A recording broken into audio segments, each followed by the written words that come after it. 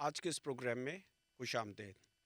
اس programme میں ہم بات کریں گے کہ کیا فلسطین میں جینوسائیڈ رک گیا ہے، کیا وہاں پر اب امن کام قائم ہو جائے گا یا صورتحال اس کے برعکس ہے۔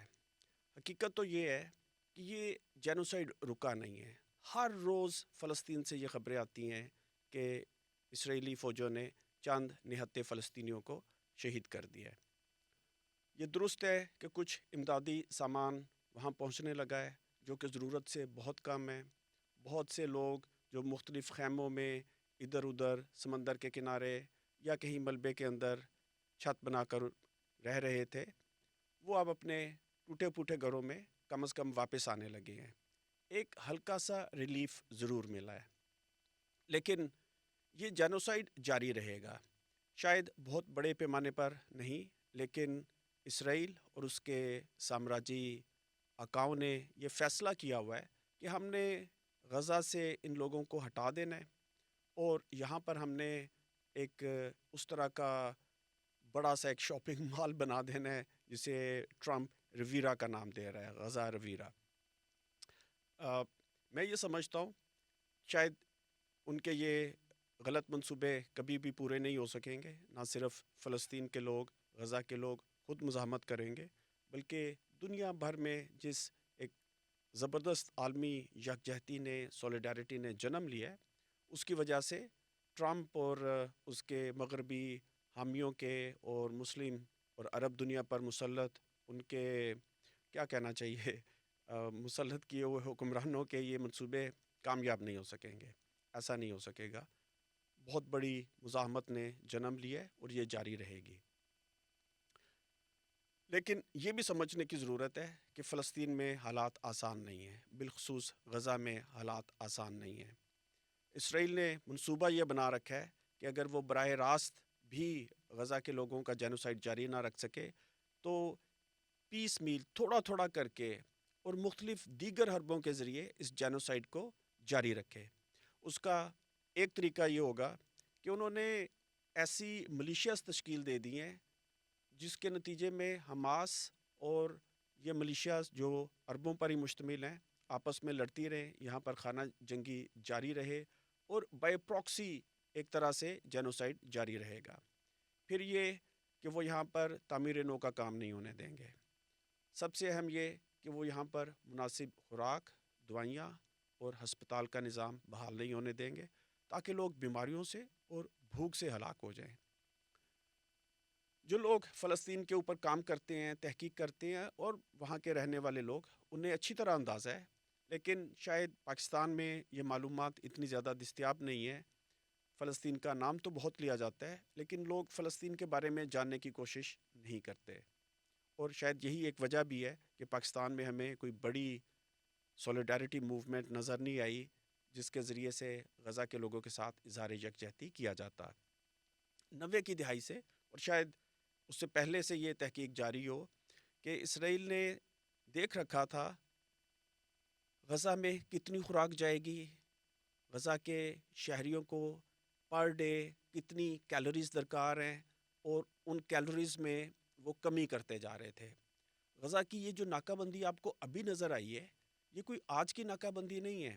یقیناً اس کو انہوں نے بہت شدید بنا دیا، انہوں نے بالکل ایک قید خانہ بنا دیا، لیکن یہ مختلف طریقوں سے ناکہ بندی تقریباً 30 سال سے جاری ہے، اور یہ ایک پرانا منصوبہ ہے ان کا کہ غزہ کے لوگوں کو اور اسی طرح جو ویسٹ بینک کے عرب ہیں ان کو اس قدر محصور کر دو اور ان کو اس قدر ایک حصار میں لے لو کہ وہاں پر خوراک بھی ٹھیک طرح سے نہ جا سکے، دوائیاں ٹھیک سے نہ جا سکے، اور لوگ آہستہ آہستہ بھوک سے اور بیماریوں سے ہی ہلاک ہو جائے، کیونکہ وہ 2-4 سال کی پلاننگ نہیں کر رہے۔